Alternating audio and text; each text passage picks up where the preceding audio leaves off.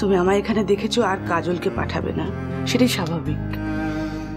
কিন্তু তোমার যদি কোনো চেনা ছাত্রছাত্রী থাকে তুমি পাঠিয়ে দিও। তাদের ক্ষতি করার যে কোনো পারপাস আমার নেই, সেটা তুমি বুঝতে পারবে। আসলে কি জানো, যতদিন না কেউ আসছে না আমাকে বাচ্চাদের তালিম দিতে হচ্ছে, আর সেটা আমার কাছে খুব যন্ত্রণার। আমি যেটা করতে চাই না সেটা জোর করে করতে পারি না, তুমি তো সেটা জানো।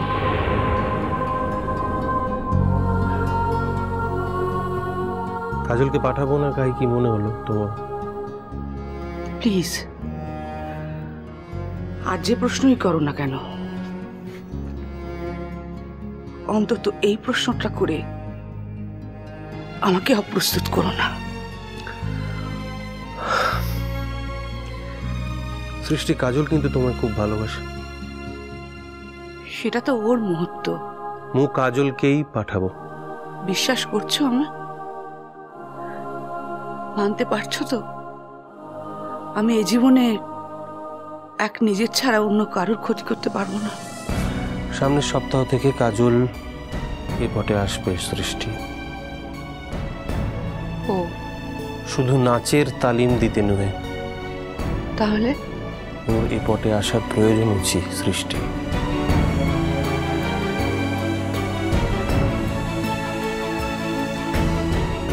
জীবনে বারবার প্রমাণ পেয়েছি যে ঈশ্বর আছেন। আজ আরো একবার প্রমাণ পেলাম। আমি যদি নিজে এখানে না আসতাম তাহলে তাহলে তাহলে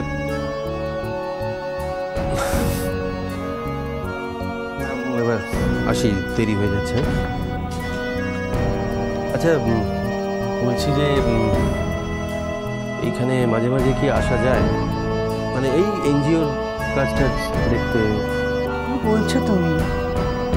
তোমার মতো মানুষের পায়ের ধুলো পড়লে এখানে বাচ্চাদের জীবন আলোয় আলো হয়ে উঠবে।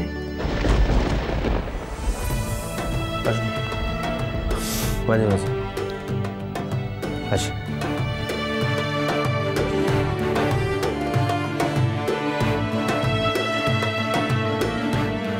আজ এক ঝলকের জন্য আজকের সৃষ্টির ভেতর থেকে সেই সেদিনের সৃষ্টিকে খুঁজে পেলাম। যেন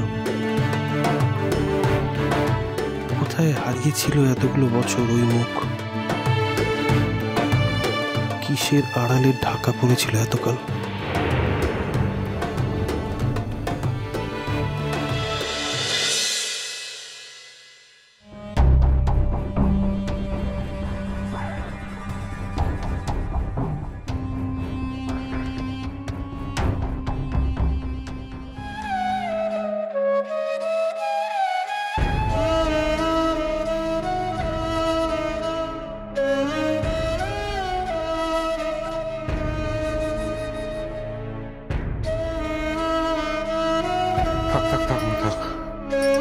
কি ব্যাপার বড়বাবু, প্রণাম করছো যে?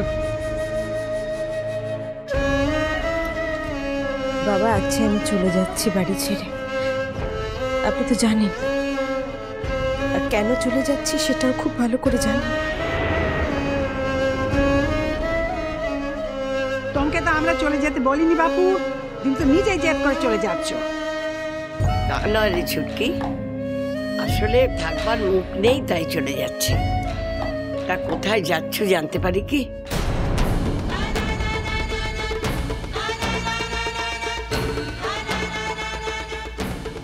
আমার মতো মেয়েদের থাকার জায়গার কথা আছে শোনো জেঠি। বাপের বাড়ি থেকে তাড়িয়ে দিলে শ্বশুর বাড়ির দরজায় এসে পড়ি, আর শ্বশুর বাড়ি থেকে তাড়িয়ে দিলে বাপের বাড়ি।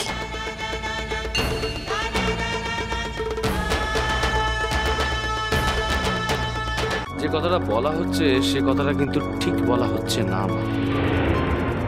মেজো ঠাকুরপো, ভাব বাচ্চে কথা বলা শুরু করে দিয়েছ কেন? বৌদি বলে ডাকতে মানে লাগছে বুঝি? এটা কোনো কাজের কথা হলো না। কাজের কথা হলো এই যে আমরা কিন্তু কাউকে কোথাও চলে যেতে বলিনি।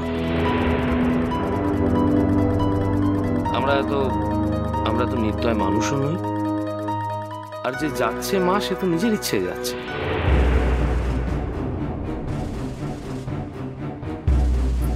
তখন তো ভূমির কাছ থেকে কি একটা কথা শুনলাম। ভূমি, বলো না, কি বলছিলে তুমি? না মানে বাবা মার ঘরের পাশ দিয়ে যাচ্ছিলাম, তখন শুনলাম বাবা মাকে বলছিল যে যতদিন না ভাড়ার ঘর পাচ্ছে ততদিন বাপের বাড়িতে গিয়ে থাকবে মা, আর তারপরে ঘর ভাড়া পেয়ে গেলে দুজনে এ বাড়ি থেকে আলাদা হয়ে ওখানেই থাকবে।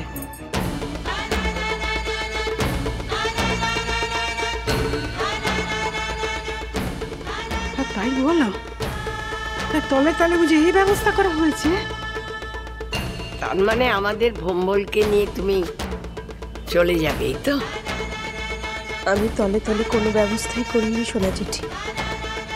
তোমাদের ছেলে যা বলেছে তার দায় তো আমার নয়। সে বলেছে বলেই তো আর আমি আলাদা বাড়ি ভাড়া করে তার সঙ্গে থাকতে চলে যাচ্ছি না।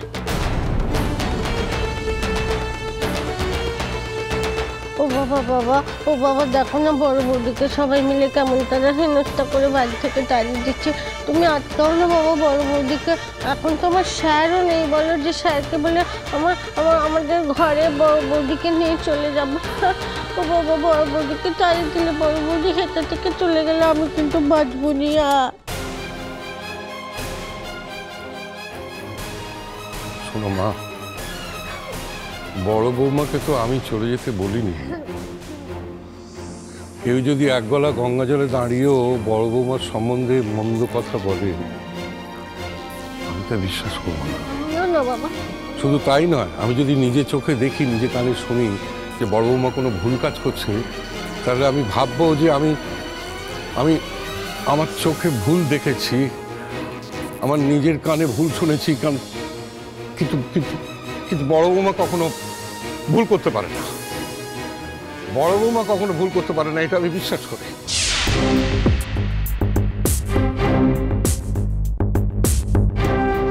সব জানার পর আপনি বড় বৌমাকে ক্ষমা করে দেবেন সে কথাটা আলাদা, কিন্তু এত কিছু প্রমাণ পাওয়ার পরেও আপনি বড় বৌমাকে অবিশ্বাস করতে পারবেন না, এই কথাটা বলাটা বোধহয় ঠিক না।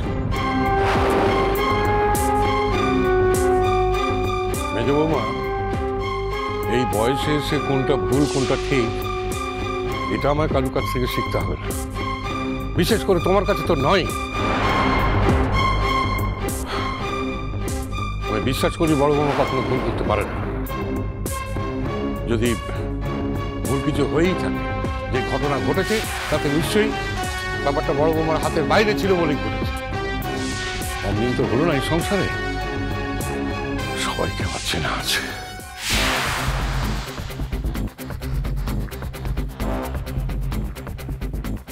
বাবা, তার মানে তুমি কি বলতে চাইছো বলো তো? আমরা ইচ্ছে করে বড় বৌদির নামে বানিয়ে কথাগুলো বলছি?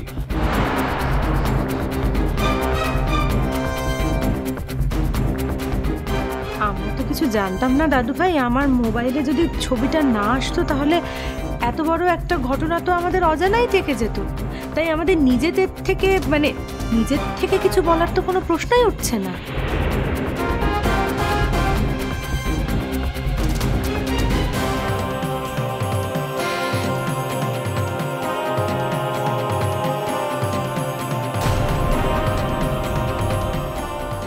থাক বললে কি থাকে বড় বৌমা? আমার বড় বৌমা যদি এ বাড়ি থেকে বেরিয়ে যায় তাহলে আমিও আর এ বাড়িতে থাকবো না।